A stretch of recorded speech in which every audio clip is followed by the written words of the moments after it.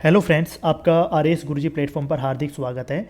दोस्तों, ये R S 2024 को टारगेट करते हुए जो हमारा कोर्स शुरू होने जा रहा है आज से, उसकी ये पहली क्लास है। टारगेट आर एस 2024 कोर्स की पहली क्लास है और यहाँ पर हम पूरी स्ट्रेटेजी डिस्कस करेंगे कि हम सिंगल अटैम्प्ट में कैसे आर एस 2024 को क्रैक कर सकते हैं। और इस कोर्स में हम कैसे टाइमलाइन को डिस्कस करेंगे, क्या हमारे सोर्सेज रहेंगे, क्या हमारे यहाँ पर पैटर्न रहेगा, क्या हमारे नोट्स रहेंगे, क्या आर एस 2024 का बैच जो रहेगा टारगेट, उसमें क्या क्या चीज़ें यहाँ पर रहने वाली हैं। तो ये वीडियो उनके लिए भी बहुत ज़्यादा महत्वपूर्ण है जो चाहते हैं कि भाई हम सिंगल अटैम्प्ट में कैसे आर एस की तैयारी करें और ऐसे किस रणनीति के साथ में तैयारी करें कि हम एक ही अटैम्प्ट में आर एस 2024 को क्रैक कर दें और अच्छे रैंक के साथ में क्रैक कर दें। तो आपकी टारगेट सबका होगा कि यार हमें एसडीएम बनना है, ठीक है। तो एसडीएम के लिए टॉप 20 में आने की संभावना रहती है। टॉप 20 टॉप 50 में जो बच्चा आता है वो यहाँ पर रैंक लेके आता है और वो एसडीएम बन पाता है, ठीक है। तो यहाँ पर इस पूरी वीडियो में लास्ट में जब आप इसको वीडियो लास्ट तक देखोगे तो पूरा हम यहाँ पर इसका पैटर्न डिस्कस करेंगे कि किस पैटर्न के अकॉर्डिंग हमको तैयारी करनी है, क्या पैटर्न इसका आरएस एग्जाम का रहता है, उसके अकॉर्डिंग हमारी स्ट्रेटेजी क्या रहनी चाहिए, उसके अकॉर्डिंग हमारी क्या टाइमलाइन रहनी चाहिए, क्या हमारे सोर्सेज और नोट्स रहनी चाहिए वो हम डिस्कस करेंगे यहाँ पर। क्या हमारा आर एस टारगेट 2024 बैच है उसमें हम क्या क्या चीज़ों को फॉलो कर रहे हैं, इसके बारे में हम लास्ट में जानकारी देंगे। तो जिसको भी ये स्ट्रेटेजी देखनी है पूरी वीडियो लास्ट तक जरूर देखें। तो हम पहली बात करते हैं भाई, पैटर्न की डिस्कस करते हैं। सबसे पहली बात हम पैटर्न का डिस्कस करते हैं। देखो, प्री जो है ना, सबसे हम पहली बात करते हैं भाई, आर एस एग्जाम में 3 चरणों में एग्जाम होता है। प्री में होता है, फिर मेंस होता है, फिर इंटरव्यू होता है, ठीक है। तो प्री होता है, आपको पता है 200 नंबर का होता है, 150 क्वेश्चन यहाँ पर आते हैं और 3 घंटे का ये होता है। तो ये बेसिक पैटर्न यहाँ पर ये है। मेंस में यहाँ पर 4 पेपर होते हैं, सारे पेपर जो हैं 200 नंबर के होते हैं और 3-3 घंटे के पेपर होते हैं। पर डे यहाँ पर 2 टेस्ट होते हैं, 2 पेपर होते हैं और 2 दिन में यहाँ पर 4 पेपर आपको लिखने होते हैं, सब्जेक्टिव पेपर होते हैं ये, ठीक है। मेंस एग्जाम, इसके बाद में इंटरव्यू होता है, वो 100 नंबर का होता है और 800 नंबर का जो मेंस होता है प्लस इंटरव्यू होता है, उसकी यहाँ पर फाइनल मेरिट बनती है। ये सिर्फ प्री जो एग्ज़ाम होता है वो क्वालिफाइंग होता है और प्री एग्ज़ाम में लगभग 15 गुणों का यहाँ पर बुलाया जाता है। तो अप्रोक्स 15,000 के आसपास यहाँ पर मेंस के लिए बुलाया जाता है और मेंस के बाद में यहाँ पर करीब 2500 के आसपास के बच्चों को इंटरव्यू के लिए बुलाया जाता है। तो ये हमारा पैटर्न रहता है, ठीक है। अब हम बात करते हैं भाई नेक्स्ट वैकेंसी कब तक आने की संभावना है। तो नेक्स्ट वैकेंसी अगर आज के हिसाब से जो पहले का जो ट्रेंड रहा है उसके हिसाब से अगर सिनेरियो की बात करें तो नेक्स्ट वैकेंसी जुलाई 2024 के आसपास आ सकती है, ठीक है। उससे पहले तो आएगी नहीं, उसके बाद ही आएगी। तो हम मान के चल रहे हैं कि भाई जुलाई 2024 तक तो वैकेंसी नेक्स्ट आने की संभावना नहीं है। इसके हिसाब से अगर बात करें तो अगला जो प्री होने वाला है वो अक्टूबर नवंबर में 2024 में यहाँ पर होगा। 2023 की अगर अपन बात करें तो देखो 100 प्लस यहाँ पर कट ऑफ गई है, शायद 100.69 कट ऑफ यहाँ पर गई है। तो अगर उसी हिसाब से अपन कट ऑफ जो बढ़ी है अभी 15 नंबर के आसपास, तो 2024 की कट ऑफ यहाँ पर लगभग 115-120 रहने वाली है। तो इस हिसाब से हमको प्लान करके चलना है अभी कि हमारे 120 नंबर वहाँ पर इस पेपर के अकॉर्डिंग आ रहे हों, ठीक है। हो सकता है पेपर वो टफ कर दें तो वही कट ऑफ 100 के आसपास आ जाए, और ज़्यादा टफ कर दे तो 90 के आसपास आ सकती है। लेकिन हमको तैयारी 120 मार्क्स प्लस लाने के हिसाब से तैयारी हमको करनी है। तो हमारे पास है नेक्स्ट अक्टूबर नवंबर तक प्री होने वाला है, उससे पहले हमको 120 नंबर के आसपास की तैयारी यहाँ पे करनी है। और 120 के आसपास की अगर बात करें तो 90 क्वेश्चंस कट पिटा के आपके सही होने चाहिए 150 क्वेश्चंस में से। तो अब प्री बहुत ज़्यादा टफ हो गया है, तो प्री के हिसाब से क्या तैयारी रहेगी वो हम पूरा यहाँ पर रणनीति डिस्कस करने वाले हैं। नेक्स्ट हम बात करेंगे भाई मेंस एग्जाम की। तो देखो 2018 में कट ऑफ गई थी 344, 2021 में थोड़ा सा हार्ड मार्किंग हुई है तो 314-15 के आसपास या शायद 324 ऐसा कुछ कट ऑफ यहाँ पर गई है, मतलब इससे कम गई है कट ऑफ। 2023 में भी हम मान के चल सकते हैं कि भाई जो अभी एग्जाम होगा उसकी भी 300 से 350 के आसपास कट ऑफ यहाँ पर रहेगी। हो सकता है कि लूज मार्किंग हो जाए तो 350 से प्लस यहाँ पर मार्किंग हो सकती है, उसकी कट ऑफ जा सकती है ना। तो ये तो कहा नहीं जा सकता, लेकिन वो पेपर का पैटर्न वो डिसाइड करेगा कि यहाँ पर कट ऑफ कैसी जाएगी। नेक्स्ट हम 2024 का अगली बार बात करें तो हमको देखो टारगेट रखना है 400 प्लस नंबर का, कि हमारे 400 प्लस नंबर अगर आएंगे तब ही हम टॉप रैंक यहाँ पर मान सकते हैं कि भाई टॉप रैंक अगर एसडीएम बनना है तो हमको 400 प्लस लेके आना है। तो जैसे 2016 2018 ये सारे एग्जाम्स रहे हैं ना, उनके 400 प्लस स्कोर जिसने भी किया है मेंस में, उसके मतलब यहाँ पर उसको प्रॉपर पोस्ट वहाँ पर मिल चुकी है लगभग। बाकी तो ये देखो एग्जाम के अकॉर्डिंग उसका ट्रेंड देखा जाएगा, एग्जाम टू एग्जाम डिपेंड करेगा, लेकिन मिनिमम हमारा टारगेट होना चाहिए 400 प्लस नंबर लाने का, ठीक है। अब अगर अपन बात करें कि भाई प्री यहाँ पर अगर अक्टूबर नवंबर में हो सकता है, तो देखो जो 3 महीने बाद में यहाँ पर मेंस हो सकता है अगले दिसंबर 2024 या जनवरी 2025 या फरवरी 2025। तो ये हमारा पैटर्न रहेगा यहाँ पर। उसके बाद में हम इंटरव्यू की बात करते हैं, तो देखो इंटरव्यू में अगर आपके 65 प्लस नंबर आ जाते हैं तो बहुत अच्छा स्कोर रहता है।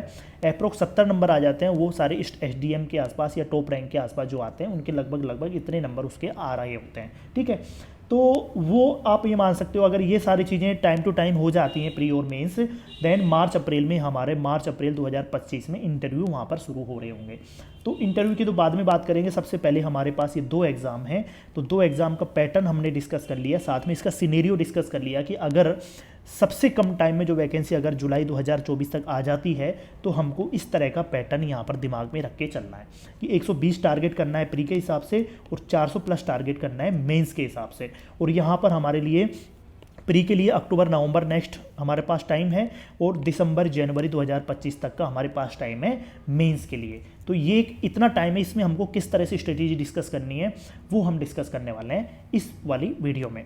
तो देखो अब हमारे पास लगभग 1 साल का टाइम यहाँ पर हो गया है, रह गया है। तो प्री के लिए अपन बात करें तो देखो प्री यहाँ पर 10 महीने हैं और मैं बात करूँ देखो प्री उसके बाद में 3 महीने बाद में होता है मेंस, उसके 3 महीने बाद में आपका हो पाएगा इंटरव्यू, ठीक है। तो लगभग ये पैटर्न रहता है। अब मैं बात करूं भाई प्री के लिए, अगर आज मैं बात करता हूं तो हमारे पास लगभग 10 से 11 महीने हैं।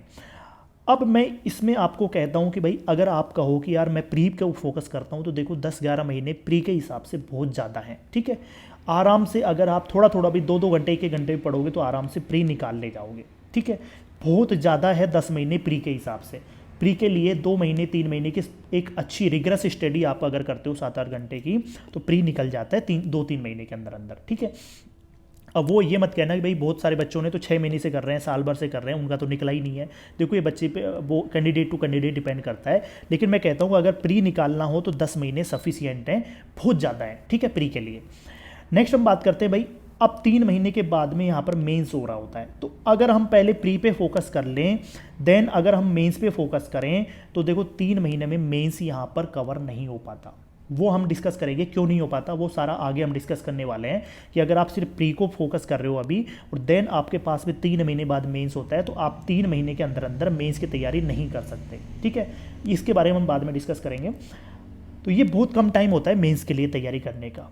नेक्स्ट हम बात करें कि भाई अगर आज से हम बात करें तो मेंस के लिए अभी हमारे पास 12 महीने कम से कम है, 1 साल है, तो ये हमारे लिए सफिशिएंट टाइम है। देखो वैसे तो 3-3 4-4 अटैम्प्ट जो दे रहे होते हैं, 3-4 अटैम्प्ट जो देते हैं उनके पास भी कम टाइम रहता है, लेकिन अगर हम एक अच्छी स्ट्रेटेजी के साथ में तैयारी करते हैं तो 12 महीने का जो समय है वो हमारे लिए सफिशिएंट है, ठीक है।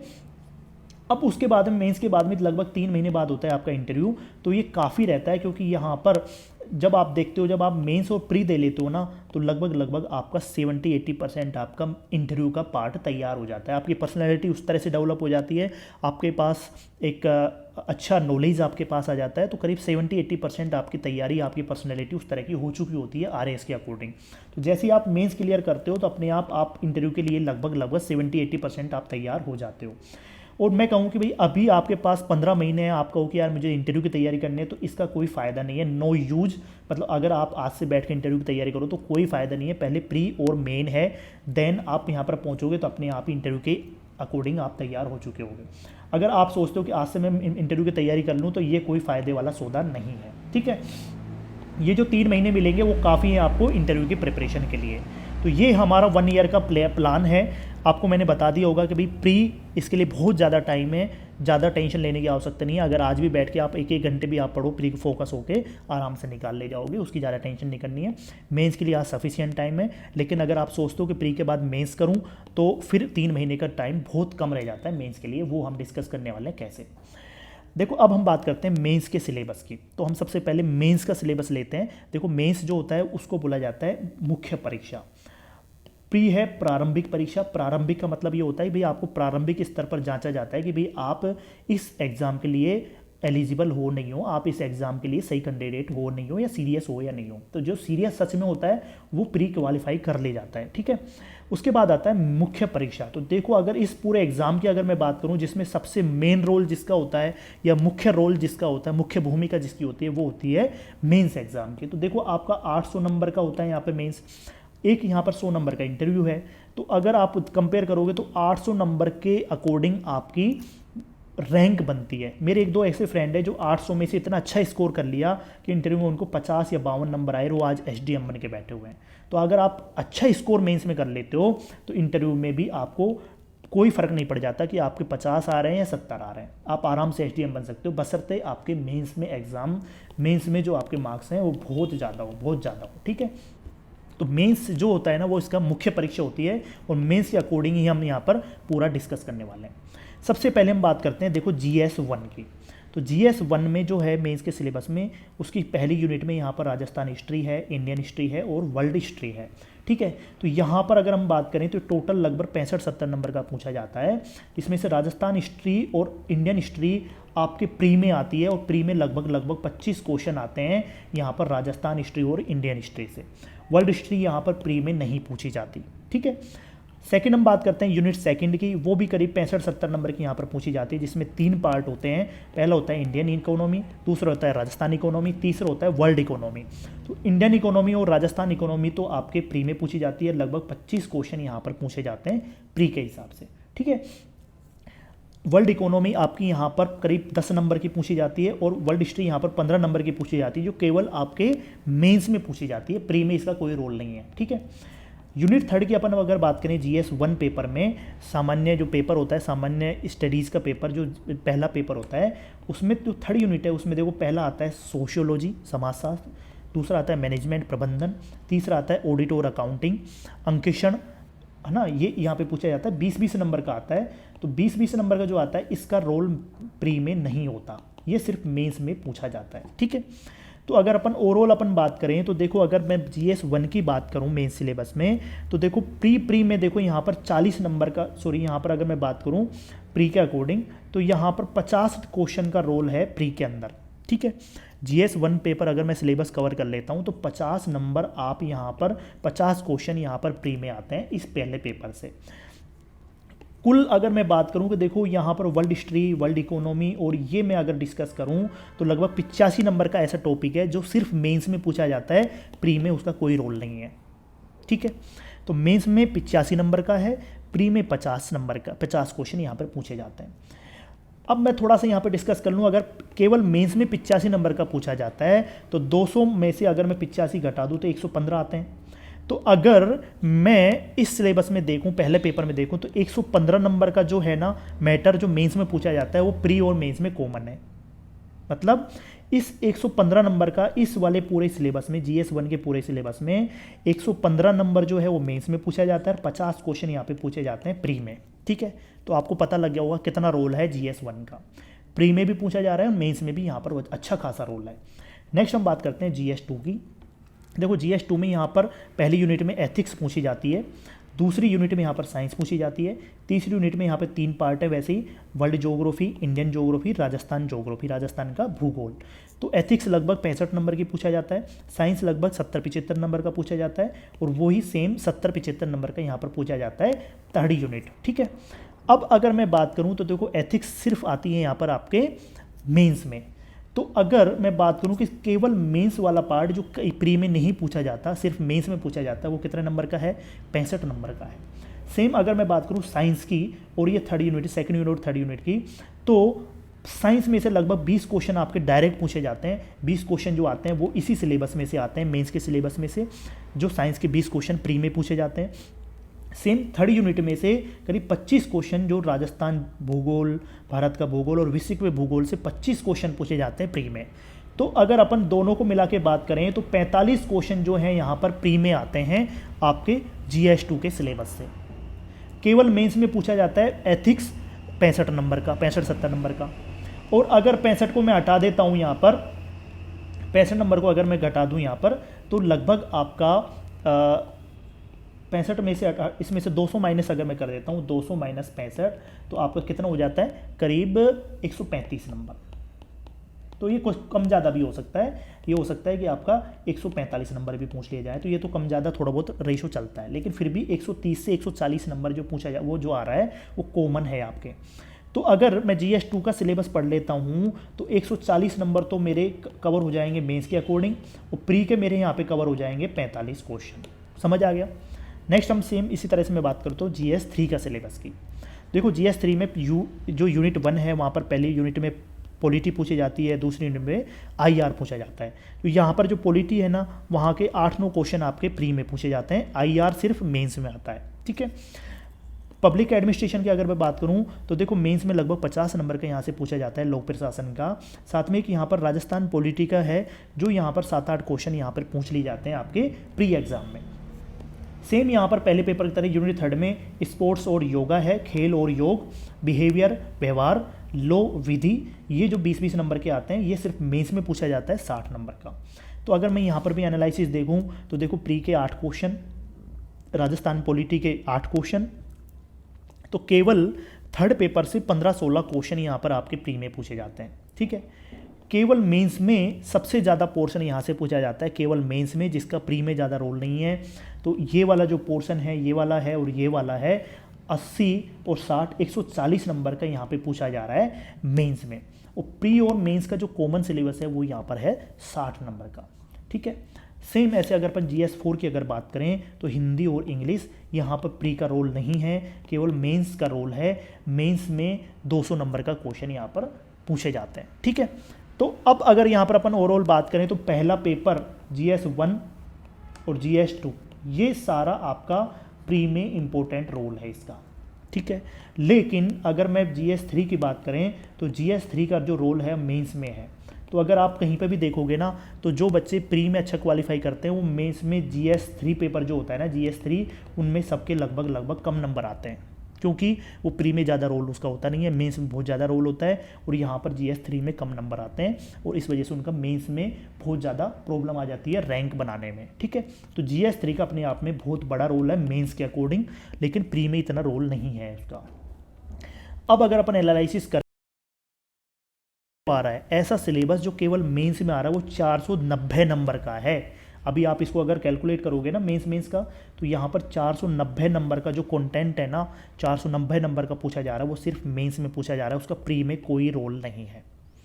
प्री और मेंस का अगर कॉमन की बात करें तो देखो यहाँ पे 310-320 नंबर का पूछा जाता है प्री और मेन में, जिसका मेंस में भी रोल है प्री में भी रोल है।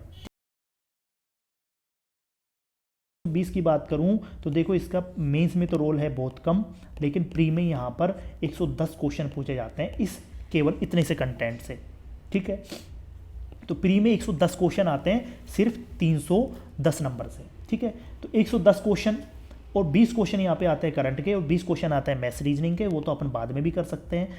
तो मैं अगर एनालिसिस करूँ कि इस वाले पोर्शन से ही आपका 110 नंबर क्वेश्चन 110 क्वेश्चन हो रहे हैं, अगर ये वाला पोर्शन आपका अच्छा हो जाता है तो प्री तो मैंने आपको बताया 90+ क्वेश्चन जिसके सही हो जाएंगे नेक्स्ट प्री में उसका प्री आराम से हो जाएगा। तो यहाँ पे तो 110 क्वेश्चन हो रहे हैं, तो कट पिटा के अगर 90+ क्वेश्चन आपके सही हो जाते हैं इस वाले पोर्शन से ही तो आराम से आप प्री क्वालिफाई कर जाओगे। अब हमारी स्ट्रेटेजी क्या होनी चाहिए? अब देखो सबसे बड़ी जो प्रॉब्लम आती है वो ये आती है कि जो बच्चे होते हैं ना इस पे फोकस करते हैं, इस पे फोकस करने की वजह से उनका प्री तो निकल जाता है, लेकिन ये वाला पोर्शन जो है सिर्फ मेंस में आता है और यहाँ पर हमारा फोकस नहीं हो पाता और वो बच्चे जाके अटक जाते हैं मेंस एग्जाम में। तो अब इसके लिए स्ट्रेटेजी हम क्या अपनाएं? अब देखो आपको अगर एक अटैम्प्ट सिंगल अटैम्प्ट में अगर प्री क्लियर करना है, प्री क्लियर करना है, मेंस क्लियर करना है, इंटरव्यू क्लियर करना है और आपको रैंक लेके आनी है, तो अब स्ट्रेटेजी क्या होनी चाहिए? अब मैं कहता हूं कि अगर आप कहने लग जाओ सर अगर हम केवल प्री पे फोकस करें तो क्या करना पड़ेगा? तो देखो प्री के लिए 10 मंथ पहली बात तो ये बहुत ज़्यादा है। आज से अगर आप प्री के लिए पढ़ो ना तो बहुत ज़्यादा है, उसके लिए ये टाइम बहुत ज़्यादा है। इतना टाइम प्री के लिए देना उचित नहीं है पहली बात तो, क्योंकि अगर 1 घंटे भी आप पढ़ते हो आराम से रोजाना के अगर 5 क्वेश्चन भी करते हो, 1 नंबर का भी अगर आप पढ़ते हो तो 365 दिन है, आराम से आप 200 दिन भी पढ़ते हो, रोजाना का एक टॉपिक पढ़ते हो और एक नंबर आप स्कोर करते जाते हो तो आराम से 200 नंबर स्कोर कर लोगे। ठीक है। तो आराम से इस पर कमांड हो जाएगी, बहुत ज़्यादा टाइम है पहली बात। दूसरी बात, प्री से जो है ना प्री का सिलेबस जो है वहाँ पर मेंस का सिर्फ 300 मार्क्स का ही कवर होगा। ठीक है। प्री जो सिलेबस है वहाँ पर सिर्फ मेंस का 300 नंबर का ही कंटेंट पूछा जा रहा है, बाकी जो 500 नंबर है वो कंटेंट बिल्कुल प्री से अलग है। प्री का वहाँ पर कोई रोल है ही नहीं, ठीक है।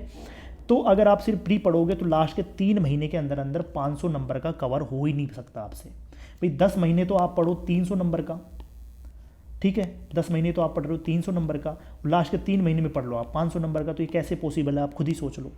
तो ये पॉसिबल नहीं है। अगर आप सिर्फ प्री पे फोकस करो, बाद में फिर मेंस पे फोकस करो, ये स्ट्रेटेजी यहाँ पर काम करेगी नहीं। अब यहाँ पर स्ट्रेटेजी क्या होनी चाहिए, देखो यहाँ पर अपन स्ट्रेटेजी 4 स्टेप में लेके चलेंगे। पहला स्टेप है कि हम यहाँ पर सिर्फ केवल मेंस को फोकस करेंगे, क्योंकि अभी हमारे पास प्री की कोई डेट नहीं है, प्री का कोई विज्ञप्ति नहीं है। साथ में अगर हम अभी प्री पे फोकस कर लें, बाद में हम मेंस पे फोकस करें, तो हमारे पास जैसे जैसे प्री नज़दीक आ जाएगा तो हम लगभग भूल चुके होंगे। अब हमको क्या करना है, स्टेप फर्स्ट में क्या करना है, हमको केवल मेंस का कवर करना है अभी, ठीक है। यही हमारे टारगेट 2024 जो बैच है उसमें भी हम इस तरह से फॉलो करने वाले हैं, ठीक है। अभी हमको केवल मेंस पे फोकस करना है और 490 नंबर का फोकस करना है। जो कंटेंट हमारे पास 490 नंबर का है उस पर हमको फोकस करना है, ठीक है। इसके लिए हमको 5 महीने का यहाँ पर हमको तैयारी करनी है। 5 महीने हमको देने हैं इस 490 नंबर के लिए, ठीक है। शुरू के 5 महीने हमको इस स्टेप के लिए देने हैं जहाँ पे हम सिर्फ मेंस के लिए पढ़ रहे हों। स्टेप 2 की बात करेंगे। स्टेप 2 कब आएगा, 5 महीने आज जैसे हम तैयारी करते हैं तो हमारा ये मार्च अप्रैल तक चलेगा और जुलाई तक हमारी वैकेंसी आएगी। अब क्या होगा कि जैसे ही वैकेंसी हमारी अनाउंस होगी उससे पहले, नोटिफिकेशन से पहले लगभग ये आपका, अगर आज से हम शुरू करते हैं टारगेट बैच जो हमारा आज से शुरू हो रहा है, तो ये लगभग आपका 30 मई तक शुरू खत्म हो जाएगा ये वाला। उसके बाद बचा आपके पास जून और जुलाई, अगस्त, सितंबर, अक्टूबर, उसके बाद भी 4-5 महीने हैं। 3-4 महीने में हम केवल कवर करेंगे यहाँ पर प्री और मेंस का जो कॉमन सिलेबस है ना वो यहाँ पर कवर करेंगे, जिसमें आपका 300 नंबर का तो मेंस का कवर हो जाएगा, 110 नंबर का कवर हो जाएगा आपका प्री का, ठीक है। तो प्री और मेंस को हमको कवर करना है सेकंड स्टेप में, कॉमन सिलेबस को, और 310 नंबर यहाँ पर प्री मेंस में आ रहे होंगे। 110 क्वेश्चन प्री को हम टारगेट करेंगे इस वाले स्टेप में, ठीक है। और ये कब से शुरू करेंगे, हम जून से हम शुरू करेंगे, ठीक है। ये मई तक ये वाला काम आपको कर लेना है पहले स्टेप में। दूसरा वाला स्टेप शुरू होगा जून से, वो वाला स्टेप आप यहाँ से शुरू करोगे, ठीक है। थर्ड स्टेप में क्या करेंगे, आपकी जुलाई के आसपास आपकी वैकेंसी आ चुकी होगी, ठीक है। वैकेंसी आने से लेकर प्री तक आपको क्या करना है, केवल प्री के सब्जेक्ट पढ़ने हैं। केवल प्री के सब्जेक्ट कौन से, ये वाला सब्जेक्ट जो है आपको पढ़ते रहना है। अगर आपका सिलेबस कवर नहीं होता है तब भी इसको कवर करना है, और अगर कवर हो जाता है तो सिर्फ इसका रिवीजन करना है आपको। प्लस हमको देखो मैथ्स और रीजनिंग जो है आराम से वो सफिशिएंट है, मैथ्स, रीजनिंग और करंट अफेयर्स आराम से वो 10-15 दिन में हो जाती है, उसके लिए ज़्यादा टेंशन लेने की आवश्यकता नहीं है। अभी हम इस प्री सब्जेक्ट को पढ़ेंगे, प्लस रिवीजन करेंगे, प्लस प्रैक्टिस करेंगे। 2 महीने ये काम करना है। आपका ऑलरेडी 110 क्वेश्चन तो आपने पहले से ही आपका तैयार हो चुका होगा कंटेंट, प्लस यहाँ पे 40 क्वेश्चन जो है maths, reasoning plus current affairs. उसमें से अगर आप करंट मैथ्स, रीजनिंग आप छोड़ भी जाते हो तब भी आप 130 क्वेश्चंस का आप यहाँ पर मटेरियल तैयार करके जाओगे। तो 130 क्वेश्चन का अगर तैयार करके जाओगे आराम से 90+ क्वेश्चन आप सही करके आओगे प्री के लिए। थर्ड स्टेप हम ये करेंगे। फोर्थ स्टेप हम करेंगे आफ्टर प्री के बाद में। तो वो फोर्थ स्टेप आपका क्या रहेगा, फोर्थ स्टेप के बाद में आपके पास देखो प्री आपने कर लिया, प्री आपने कॉमन सिलेबस पढ़ लिया, मेंस आपने कर लिया, ये आपके पास 3 महीने रहेंगे। आराम से आपका मेंस का सिलेबस हो चुका होगा, मेन सिलेबस हो गया, प्री प्लस मेंस का सिलेबस हो गया, टोटल 800 नंबर का आपने ऑलरेडी कवर कर लिया है। अब आपको क्या करना है, अब 3 महीने में अब आप सारी दुनिया से बहुत आगे हो, प्री आपका हो चुका है, सारी दुनिया से बहुत आगे हो। अब आपको क्या करना है, रिवीजन करना है। पहला रिवीजन, देन दूसरा राइट, और तीसरा करना है आपको रिपीट। रिवीजन, राइट और रिपीट, ये साइकिल आपको फॉलो करनी है, और ये साइकिल आपको तब तक करनी है जब तक आपके अच्छे नंबर नहीं आ रहे हो, ठीक है। पहला रिवीजन, देन राइट और फिर रिपीट, ये काम करना है। साथ में आप जब टेस्ट सीरीज दोगे तो कुछ आपको कंटेंट यहाँ पे मिलेगा जो आपको नया मिलेगा, वो आप यहाँ पर ऐड कर लीजिए, फिर उसका रिवाइज कीजिए, फिर उसको राइट कीजिए। ये एक परफेक्ट स्ट्रेटेजी रहेगी। अब इंटरव्यू की अपन बात करते हैं। देखो इंटरव्यू में लगभग 30 क्वेश्चन पूछे जाते हैं। आपका यहाँ पर मेंस हो चुका होगा। अब आप इंटरव्यू की बात करते हैं। देखो इंटरव्यू में लगभग 25-30 क्वेश्चन पूछे जाते हैं। 30 क्वेश्चन पूछे जाते हैं आपके। 15 क्वेश्चन, जो 30 क्वेश्चन में से 15 क्वेश्चन होते हैं आपके मेंस के सिलेबस के अकॉर्डिंग होते हैं। जैसे आपसे इंडियन इकोनॉमी के बारे में पूछा जाता है, राजस्थान इकोनॉमी के, Rajasthan geography, Rajasthan polity, Rajasthan history, art and culture, इसके बारे में पूछा जाता है। तो वो 15 क्वेश्चन जो है ना, अगर आप अच्छे से आंसर दे देते हो, चूँकि आपने प्री और मेंस की अच्छे से तैयारी करी है, आराम से आप अच्छे आंसर यहाँ पर दे देते हो, तो 50-60 नंबर तो आपके यहाँ पर आराम से स्कोर हो जाते हैं। तो जब भी मैं कहता हूँ कि जो प्री और मेंस क्लियर करके गया है ना, उसके 60 नंबर, 50-55 नंबर कोई रोक नहीं सकता। जो प्री और मेंस क्लियर करके गया है उसके पास इतनी नॉलेज तो हो ही जाती है। 10 क्वेश्चन आपसे पूछे जाते हैं आपके डेफ के ऊपर कि आप कहाँ पे रहते हो, कहाँ नहीं रहते हो। जो आपसे डिटेल्ड एप्लीकेशन फॉर्म भरा जाता है, जो आपकी खुद के बारे में पूछे जाते हैं। 10 क्वेश्चन आपकी हॉबीज़ के बारे में पूछे जाते हैं। तो अगर आप वो अच्छे कर दे देते हो तो आपको यहाँ पर 10-20 नंबर एक्स्ट्रा मिल जाते हैं, ठीक है। थर्ड पूछे जाते हैं 5-7 क्वेश्चन आपको उस समय के जो करंट अफेयर्स है उससे पूछे जाते हैं। तो इस तरह से टोटल मिला के 30 क्वेश्चन पूछे जाते हैं, और ये टोटल मिला के आपको 70-75 नंबर आपको आराम से मिल जाते हैं, अगर आपका ओवरऑल आपका यहाँ पर तैयार हो चुका होता है। अब देखो, डेफ प्लस करंट अफेयर्स आराम से लास्ट के 3 महीने में आप आराम से कर सकते हो आफ्टर मेंस, कोई टेंशन लेने की ज़रूरत नहीं है, ठीक है। और ये आपका रिवीजन हो ही चुका है बार बार, तो यहाँ पर आपको टेंशन लेने की ज़रूरत है नहीं। इंटरव्यू आराम से मेंस के बाद में किया जा सकता है। तो ये हमारी स्ट्रेटेजी रहेगी। अब हम बात करेंगे टाइमलाइन की, कि हम टाइमलाइन, अगर आज से हम कोर्स शुरू कर रहे हैं तो हमारी टाइमलाइन क्या हो गया इस कोर्स में, और अगर आप हमारे कोर्स को ज्वाइन नहीं करते हो तब भी आपकी टाइमलाइन क्या होनी चाहिए, ठीक है। तो आपकी टाइमलाइन होनी चाहिए। देखो, स्टेप फर्स्ट में हम मेंस ओनली जो सब्जेक्ट हैं उनको हमको कवर करने वाले हैं।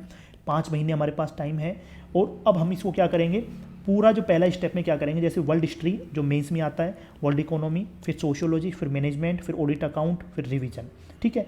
तो ये पहले पेपर के ये जो 5 टॉपिक हैं, 5 सब्जेक्ट हैं।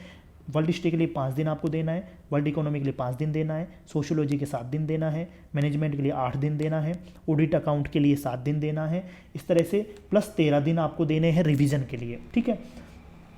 45 दिन आपको ये वाला कंटेंट आपको फॉलो करना है। पहला पेपर आपको 45 दिन में करना है, प्लस 5 दिन आपको क्या करना है, हिंदी इंग्लिश। देखो, हर वीक या तो रोजाना आप आधे घंटे हिंदी इंग्लिश को दे दो, आधा हिंदी आधा घंटा इंग्लिश को दे दो, या वीक में एक वीक में एक दिन पूरा आप यहाँ पर हिंदी इंग्लिश को दे दो, ठीक है। तो मैं 5 दिन लेके चल रहा हूँ। तो इस तरह से 5 जनवरी 2024 तक हमारा पहला पेपर कवर हो चुका होगा, और हम हिंदी इंग्लिश को भी कवर कर रहे होंगे साथ साथ में। नेक्स्ट हम यूनिट 2 और यूनिट 3 में अगर बात करें मेंस ओनली सब्जेक्ट की, तो देखो, एथिक्स को आपको 15 दिन देना है, आईआर को आपको 10 दिन देना है। आईआर मतलब इंटरनेशनल रिलेशंस, अंतर्राष्ट्रीय जो हमारे संबंध हैं उनको। पबेड को आपको, लोक प्रशासन को 15 दिन देना है। स्पोर्ट्स योगा को आपको 7 दिन देना है। बिहेवियर को आपको 8 दिन देना है। लॉ को आपको 7 दिन देना है। तो इस तरह से टोटल मिला के प्लस आपको रिवीजन के लिए 18 दिन देना है। 2-2, 3-3, 2-2, जैसे जो बड़े सब्जेक्ट हैं उनको 3 दिन दे दीजिए, छोटे जो सब्जेक्ट हैं उनको 2-2 दिन में आपको रिवीजन आपको करना है। तो इस तरह से 80 दिन यहाँ पर बन के आ रहे हैं, प्लस हर वीक के मैं आप मान के चलता हूँ कि यहाँ पर 14-15 वीक बीच में हो जाएंगे। तो हर वीक के आपको हिंदी इंग्लिश के एक दिन आपको देना है, फिर रिवीजन का देना है। तो टोटल निकल के आ रहा है 95 डेज, ठीक है। तो ये आपका 10 अप्रैल 2024 तक का आपको ये पूरा मेंस ओनली आपको कवर कर लेना है, ठीक है। ये आपका हो गया मेंस ओनली। GS 4 की अगर मैं बात करूँ तो आपको मैं पहले ही बता दिया है, 30 मिनट आपको हिंदी को देना है, 30 मिनट आपको इंग्लिश को देना है, साथ साथ में रखना है। प्लस इसका रिवीजन जो है, लास्ट में हम जो पूरा सब्जेक्ट हमने कवर कर लिया उसका रिवीजन हम 20 दिन में करेंगे। तो टोटल मिलाकर देखो, प्रति सप्ताह 1 दिन आपको देना है, तो मैं मान के चल रहा हूँ 25 सप्ताह तब तक हो जाएंगे, आपको 25 दिन दे देने हैं लगभग। इस तरह से 30 मई 2024 तक आपका हिंदी इंग्लिश का भी रिवीजन हो चुका होगा। पहला आपके जो मेंस ओनली जो सब्जेक्ट हैं वो भी आप पढ़ चुके होंगे, साथ में उनका रिवीजन भी हो चुका होगा। इस तरह से हमको कवर करना है मेंस ओनली। तो 30 मई 2024 तक हम ये मेंस ओनली जो सब्जेक्ट है 490 नंबर का, वो हम कवर कर चुके होंगे। तो इस तरह से स्ट्रेटेजी आपको लेके चलनी है। स्टेप 2 में आता है जो मेंस और प्री जो कॉमन है उनको हमको कवर करना है स्टेप 2 में, ठीक है। ये हम लेके चल रहे हैं 100 दिन का टारगेट, कि 100 दिन में हमको ये कवर करना है। जैसे राजस्थान हिस्ट्री 15 दिन, इंडियन हिस्ट्री 15 दिन, इंडियन इकोनॉमी 10 दिन, राजस्थान इकोनॉमी 15 दिन, साइंस 15 दिन, वर्ल्ड ज्योग्राफी 7 दिन, इंडियन ज्योग्राफी 8 दिन, राजस्थान ज्योग्राफी मैंने यहाँ पे कवर नहीं की है, 9 नंबर राजस्थान ज्योग्राफी लिख लीजिए, वो भी करीब 10 दिन लिख लीजिए। तो ये 110 जो हैं, 100 जो दिन हैं वो 110 दिन हो जाएंगे, 110 दिन, ठीक है। और यहाँ पे आ रहा है पॉलिटी, राजस्थान पॉलिटी लगभग 15 दिन, और 20 दिन हम इसको मान के चल रहे हैं, तो करीब 120-130 दिन हो जाएंगे। यहाँ पर हम लगभग मई जो है, हम यहाँ पर जून 2024 से 30 सितंबर 2024 तक 4 महीने के अंदर अंदर हम इसको लगभग कवर कर देंगे प्री प्लस मेंस के सिलेबस को। तो ये टारगेट आपका होना चाहिए कि मई तक आपको लास्ट में करना है आपको मेंस फोकस, देन जून जुलाई अगस्त सितंबर, यहाँ पर 4 महीने आपको देने हैं प्री प्लस मेंस को टारगेट करते हुए। अब हम बात करते हैं स्टेप 3, प्री से पहले। जैसे ही आपकी प्री पहले आई, आपने प्री प्लस मेंस कवर कर ही लिया, 110 क्वेश्चन आपने कवर कर ही लिए हैं लगभग। अब आपको मैथ्स रीजनिंग 15 दिन देना है, करंट अफेयर्स 10 दिन देना है। मैथ्स रीजनिंग अगर आप छोड़ के जा रहे हो तो इसको छोड़ सकते हो, आपको करंट अफेयर्स 10 दिन देना है। तो प्री स्पेसिफिक रिवीजन के लिए प्लस प्रैक्टिस, ये आपको 1 से 2 महीना आपको टाइम खूब मिलेगा, आराम से यहाँ पर कवर करोगे, आराम से आपका प्री निकलेगा। अक्टूबर नवंबर में आपका प्री होने वाला है, तब तक आपको 2 महीने सितंबर के बाद में आपके पास, सितंबर जैसे खत्म होगा 110 क्वेश्चन का आपके पास में प्लस पॉइंट रहेगा, साथ में ये वाला आपको कवर करवा देंगे। आपको करंट अफेयर्स की क्लासेज भी आपको साथ में रहेंगी। तो इस तरह से आपको अक्टूबर नवंबर में सिर्फ इस प्रैक्टिस पे, रिवीजन पे आपको फोकस करना है। प्री के जो स्पेसिफिक सब्जेक्ट हैं उनको आपको टारगेट करना है। स्टेप 4 की अपन बात करते हैं, जो मैंने आपको बताया कि आफ्टर प्री के बारे में। यहाँ पर आपको सारा सिलेबस रिवाइज करना है, मेंस ओनली और प्री प्लस मेंस जो कॉमन है वो करना है। इसके बाद में आपको साथ साथ में टेस्ट दे के जाना है, इससे आपकी राइटिंग प्रैक्टिस होती रहेगी। इससे अब आप फिर यहाँ पर रिपीट करोगे। थर्ड पोर्शन आपका जो है रिवीजन, राइटिंग और रिपीट में आप क्या करोगे, जो आपने राइटिंग की हुई है कुछ आपको नया मिलता है तो उसको वैल्यू एडेड करोगे आपके नोट्स में, प्लस फिर उसके रिवीजन करोगे। ये आपका टारगेट होना चाहिए मेंस के बाद में, मेंस के लिए। मतलब पहले आपको जो पहले ऑलरेडी आपने पढ़ लिया उसका रिवीजन करो, फिर आपको आंसर राइटिंग करनी है, टेस्ट देने हैं। कुछ आपको नया मिलता है तो आपके नोट्स में ऐड कर लो इनको, है ना। नोट्स में ऐड करने के बाद में फिर से रिवाइज करो, फिर राइट करो, फिर रिपीट करो। फिर अगर कुछ नया मिलता है तो फिर उसको ऐड कर लो, फिर उसको रिवाइज करो, फिर राइट करो, फिर रिपीट करो। ठीक है, तो ये स्टेप आपको रखने हैं। अब सोर्सेज और नोट्स की मैं बात करता हूँ कि आपको सोर्सेज क्या रेफर करने हैं। तो देखो, बुक्स से रिलेटेड एक नई वीडियो मैं बना दूंगा, बाकी यूट्यूब पर बहुत सारी वीडियोज़ हैं, कोई भी एक सोर्स आपको पढ़ना है। एक सोर्स, सिंगल सोर्स आपको पढ़ना है, बहुत मल्टीपल सोर्सेज आपको यहाँ पे नहीं पढ़ने हैं। वन सोर्स पढ़ो, इसको अच्छे से पढ़ो, मतलब इसका पूरा आपको याद होना चाहिए। फिर इसके अलावा कुछ भी नया मिलता है तो यहाँ पर आप ऐड कर लो, ठीक है। इसकी एक सेपरेट वीडियो अपन बना देंगे। टारगेट 2024 बैच है ना, वहाँ पर हर सब्जेक्ट से पहले एक एक वीडियो आपको मिल जाएगी कि इस सब्जेक्ट को कैसे तैयार यहाँ पर हमको करना है, ठीक है। इसके अलावा जो नोट्स हैं, आप किसी भी कोचिंग के नोट्स रेफ़र कर सकते हो, अपने भी रेफ़र कर सकते हो, लेकिन मैं फिर भी कह रहा हूँ 50% कवर ही यहाँ पर हो पाता है किसी भी नोट्स में, ठीक है। वो उसके स्टूडेंट बनाते हैं या कोई टॉपर बनाता है तो वो खुद के अकॉर्डिंग बनाता है। 50% अपना यहाँ पर कवर हो पाता है। उसके अलावा आपके जो बुक्स हैं वहाँ से आप कवर कर सकते हो, मल्टीपल सोर्सेज पढ़ सकते हो, लेकिन सबसे पहले जो आप वन सोर्स आप जो रेफ़र कर रहे हो उसको आपको 100% यहाँ पर कवर करना है, तो वो मैं आपको बता दूंगा। अब नोट्स की मैं अगर बात करूँ, नोट्स बनाने हैं क्या, तो नोट्स बनाने के लिए देखो, प्री जो नोट्स हैं वो PYQ आधारित होनी चाहिए। PYQ बेस जो भी हम आगे कवर करेंगे, हमारे कोर्स में कवर करेंगे। बाकी आपको PYQ को टारगेट करते हुए आपके नोट्स बनाने चाहिए। जो भी क्वेश्चन प्रीवियस ईयर्स में पूछे हुए हैं उसकी इर्द गिर्द आपको यहाँ पर नोट्स प्रिपेयर करने चाहिए, प्री के ज़रूरी हैं। मेंस की अगर मैं बात करूँ, मेंस के नोट्स बनाने हैं क्या सर, बिल्कुल बनाने हैं। हर एक टॉपिक का आपके पास में 100 शब्द का नोट्स आपके पास रेडी होना चाहिए, ताकि हर एक टॉपिक आपको यहाँ पर कवर कर लो, ठीक है। तो ये आपकी टारगेट यहाँ पर मेंस को लेके चलना है, प्री को लेके चलना है। अब देखो यहाँ पर प्रॉब्लम क्या आएगी। देखो, मैंने सब कुछ आपको बता दिया, लेकिन कुछ प्रॉब्लम्स यहाँ पर आपको फेस करनी पड़ेगी। सबसे पहली बात है कि भाई साल भर तक मोटिवेशन रखना बहुत ज़्यादा टफ है किसी भी स्टूडेंट के लिए। इस एग्ज़ाम का जो सबसे बड़ा नेगेटिव फैक्टर है वो ये है कि साल भर तक कोई स्टूडेंट मोटिवेट नहीं रह पाता। आज मेरी वीडियो देख लोगे, आप 5 दिन पढ़ लोगे, लेकिन आप 5 दिन के बाद में अपना मोटिवेशन खोने लगोगे। तो सबसे पहली बात है कि इनर मोटिवेशन, अपना खुद का मोटिवेशन आपको मिलना चाहिए। आपको क्यों करना है इसकी वजह पता होनी चाहिए। किसी ने कह दिया, किसी को आपके दिमाग में है कि यार उसको मैं ये कह दूंगा, इसको बना दूंगा, ये कर लूँगा, मुझे पैसा चाहिए, भ्रष्टाचार करना है, ये करना है, वो करना है, किसी दूसरे को खुश करने के लिए बन रहे हो, तो वो बिल्कुल भी आपका सफल नहीं हो पाएगा। आपको अंदर आना चाहिए कि मुझे क्यों बनना है। एक अच्छा रीज़न आपके पास होना चाहिए। अगर वो अच्छा रीज़न आपके पास में है तो आप साल भर मोटिवेट होकर पढ़ सकते हो।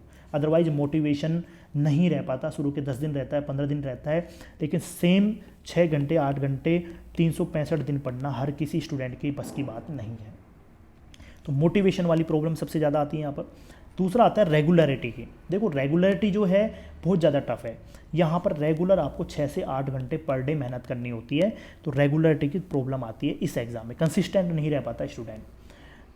थर्ड प्रॉब्लम आती है गाइडेंस की, कि उसको किस ट्रैक पर चलना है, किस तैयारी के अकॉर्डिंग, किस मेहनत के, कौन से सब्जेक्ट, कौन से कितने डेप्थ तक पढ़ना है, कौन से सब्जेक्ट को पढ़ना है, कौन सी बुक्स को पढ़ना है, कौन सी क्लासेज उसको देखनी है। यहाँ पर गाइडेंस की प्रॉब्लम आती है, क्योंकि अगर आपका एक स्टेप भी गलत हुआ तो आप इस एग्ज़ाम को फेल कर जाओगे। ठीक है, अब इसमें सॉल्यूशन क्या है इसका? पहला सॉल्यूशन है देखो कोचिंग। आप अगर पहली बार नए हो तो आप कोचिंग ज्वाइन कर सकते हो। कोचिंग के पॉजिटिव नेगेटिव मैं कुछ नहीं बता रहा हूँ, लेकिन फिर भी कोचिंग के पॉजिटिव नेगेटिव ये हैं, अगर आपको सूटेबल रहता है, आपके पास टाइम है, तो आप ज्वाइन कर सकते हो कोचिंग, कोई बुरी बात नहीं है। अगर अपना कोचिंग से सिलेक्शन होता है तो आप डिसाइड कर सकते हो, लेकिन कोचिंग के भरोसे सिलेक्शन नहीं होता, उसके अलावा भी आपको मेहनत करनी पड़ेगी, एक अच्छी गाइडेंस के साथ में आपको तैयारी करनी पड़ेगी।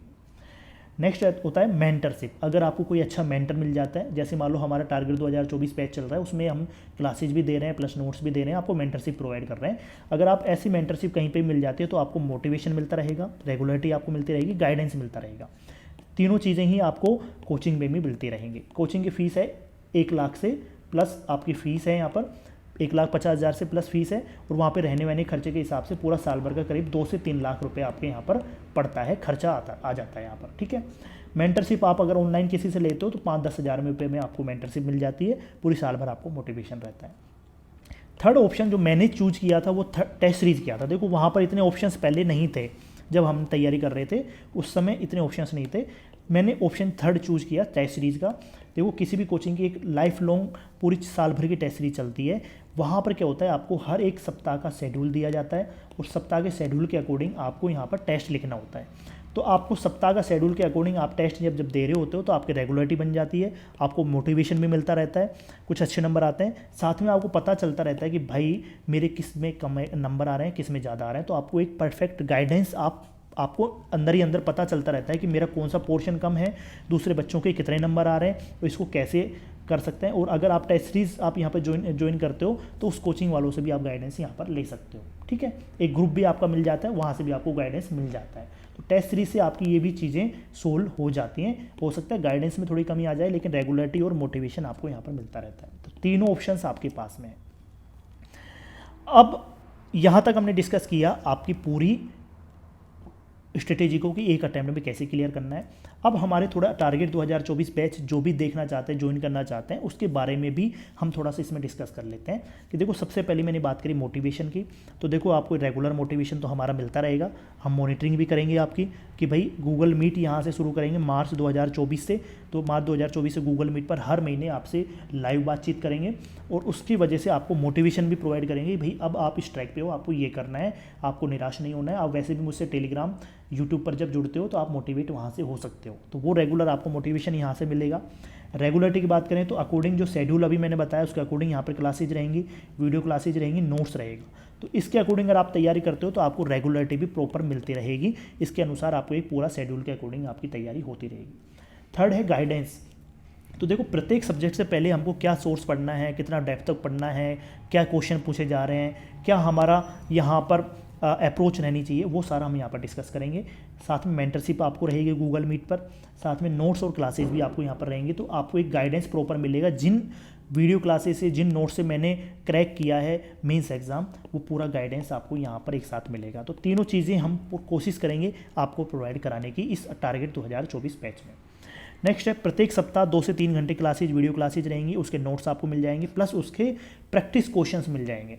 तो अभी से आपको क्या करना है, जो टेस्ट सीरीज वाला जो है ना, आपने जैसे ही वीडियो क्लासेज देखी उसके नोट्स पढ़े, प्लस आप उसके प्रैक्टिस कर लीजिए वहीं पर। ठीक है, तो आपको वो चीज़ें आपको 2 बार 3 बार आपको वहीं पर रिवाइज हो जाएगी। नेक्स्ट है अनलिमिटेड। आप देख सकते हो मेंस जो एग्ज़ाम होगा उसकी जो एग्ज़ाम डेट होगी तब तक आप इसको अनलिमिटेड देख सकते हो, बार बार देख सकते हो। ऐसा नहीं है कि अभी हमने क्लासेस दिखा दी और आपको 2 या 3 बार ही आप देख सकते हो। अनलिमिटेड देखने की आपको सुविधा रहेगी मेंस एग्ज़ाम तक। लास्ट में वीडियो क्लासेज हम प्रोवाइड कर रहे हैं, प्लस आपको एक नोट्स हम दे रहे हैं। इसके अलावा कुछ क्वेश्चंस हर एक सब्जेक्ट के जो इंपॉर्टेंट क्वेश्चन है उनको प्रश्न उत्तर श्रेणी में भी आपको नोट्स मिल जाएंगे, साथ में उनके वीडियो भी मिल जाएंगे कि उनको उनके क्वेश्चंस के आंसर आपको कैसे देने हैं। तो प्रश्न उत्तर श्रेणी में भी यहाँ पर हैं, प्लस वीडियो प्लस नोट्स भी आपको मिल जाएंगे। तो इन वीडियो के अलावा ऐसे क्वेश्चंस, ऐसे कुछ फैक्ट्स, ऐसे कुछ अलग से जो क्वेश्चन बन सकते हैं वो आपको यहाँ पर कवर हो जाएंगे। ठीक है, कहाँ पर होगा? गूगल क्लासरूम ऐप पर होगा। बाद में अगर अपना खुद का ऐप बन जाएगा तो उस पर हम क्लासेस करवाएंगे, वो सारी चीज़ें वहाँ पर आपको जोड़ देंगे, कोई दिक्कत नहीं है। नेक्स्ट हम बात करते हैं भाई प्री के लिए क्या करोगे। मेंस के लिए तो ये हो गया। प्री के लिए क्या करेंगे? PYQ आधारित नोट्स और वीडियो लेके आएंगे, उसकी करंट क्लासेज भी आपको करवाएंगे। जो 2023 में हमारे 26 में से 21 क्वेश्चन अपनी करंट की क्लासेज में आए हैं, आप यूट्यूब पर फ्री क्लासेज पड़ी हुई हैं, आप देख सकते हो अपने चैनल पर जाकर। वो सारी क्लासेज के अकॉर्डिंग आपकी बार हम फिर से करंट की क्लासेज कराएंगे और 26 में से 21 क्वेश्चन आपके यहाँ पर जो हमने 2023 में हमारा टारगेट रहा उसी अप्रोच के साथ में आपको यहाँ पर करंट की क्लासेज कराएंगे। अब बात करोगे आप सर कैसे ज्वाइन करें। देखो फीस 5,000 रुपये है इस कोर्स की। शुरू के जो टॉप 100 स्टूडेंट हैं उनके लिए हमने 4,000 फीस रखी हुई है। आपको क्या करना है? RASGuruji@UBOI है ना, यूनियन बैंक ऑफ इंडिया, ये ध्यान रखना है। RASGuruji@UBOI, इस पर आपको पेमेंट करना है। पेमेंट करते समय आपको ये ****D**SH इस तरह से कुछ नाम आएगा है ना, अरविंद शर्मा के नाम से आपका आएगा, उस पर आपको पेमेंट करना है। उसका स्क्रीनशॉट आपको यहाँ crazyindian2820@gmail.com पर आपको भेजना है और 24 घंटे में आपको हम वहाँ पर ऐड कर देंगे। आपकी क्लासेज आज से और कल से शुरू हो जाएंगी। ठीक है, और रेगुलर इसी अप्रोच के साथ में आपकी क्लासेज रहेंगी। ठीक है, और इसकी सारी जो जानकारी है वो हम डिस्क्रिप्शन में डाल देंगे। साथ में हमारा टेलीग्राम चैनल है @RASGuruji, इस पर भी आप यहाँ पर जुड़ सकते हो और वहाँ पर जुड़कर आप अपनी सारी समस्याओं का समाधान कर सकते हो और वहाँ पर भी सारी जानकारी हम दे देंगे। इस वीडियो के डिस्क्रिप्शन में भी सारे टारगेट 2024 बैच की जानकारी रहेगी और वहाँ पर भी रहेगी, तो आप ये सारी चीज़ें ज्वाइन कर सकते हो, देख सकते हो। तो उम्मीद है आपको पसंद आई होगी वीडियो। अगर आपकी कुछ क्वेरीज होती हैं तो आप यहाँ पर कमेंट कर सकते हो और अपकमिंग जो वीडियोज़ हैं, चाहे बुक्स से रिलेटेड हो गए, चाहे सोर्स से रिलेटेड हो गए, चाहे जो मेरी सारी स्ट्रेटेजी वीडियो हैं वो आपको इस चैनल पर मिलते रहेंगी। तो इस चैनल को आप ज्वाइन कर सकते हो। टेलीग्राम चैनल पर भी जा सकते हो, वहाँ पर आपको बहुत सारे नोट्स आपको मिल जाएंगे, क्वेश्चंस की आपको क्लासेस मिल जाएंगे और वहाँ पर आपको प्रैक्टिस क्वेश्चन भी वहाँ पर मिल जाएंगे। तो आप ज्वाइन कर सकते हो टेलीग्राम और इस यूट्यूब चैनल को। मिलते हैं नेक्स्ट वीडियो में, तब तक के लिए जय हिंद, जय Bharat. Thank you very much.